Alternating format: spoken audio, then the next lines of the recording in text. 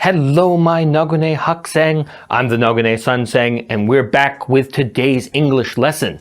Today, we're going to talk about the words repeat and rephrase, and why you want to update your language to be using rephrase.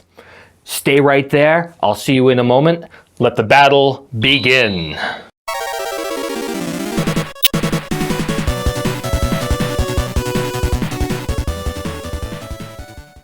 Hello and welcome back. So today we're going to be talking about the ideas repeat and rephrase and why we want to shift towards using rephrase as much as we can in the future.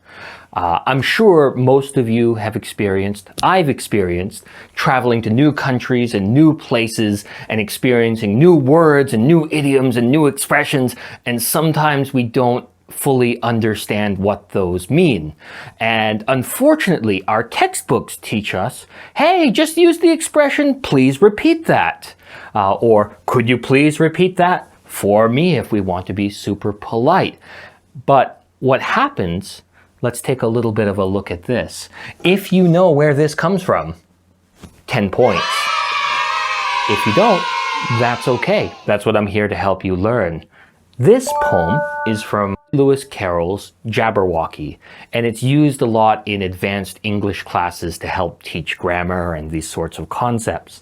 Most of these words are kind of nonsense, but let's use it to help learn why we need to use rephrase.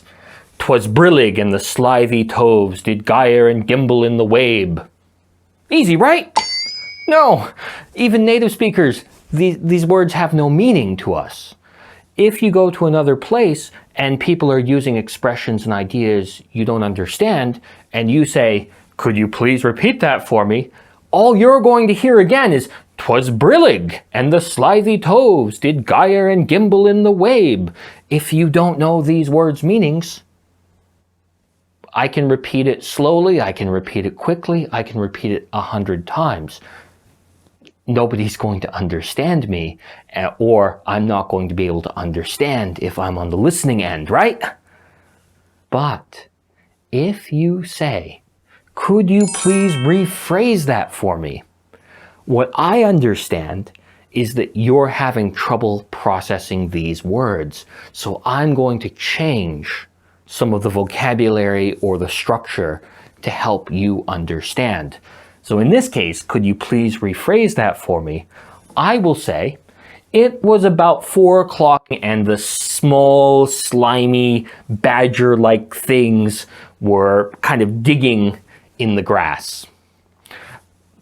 Rephrase is super powerful for 2 reasons. One, it helps the person speaking to you understand that you're struggling to understand. Super, super helpful. Number 2, it gives you 2 points of reference. What I mean by that is you have this piece of information and this piece of information. Maybe you understood 50% of this sentence and you only understood 50% of the rephrasing, but together you can usually guess the whole meaning. It's super powerful. Even native speakers use it when we are having trouble understanding a professor or understanding our manager. Try to incorporate it into your everyday speech when you need some help, and it is going to make you so much better at communicating and being communicated to. So as always, thank you so much for taking your time to listen and watch this lesson. I'll see you all next time.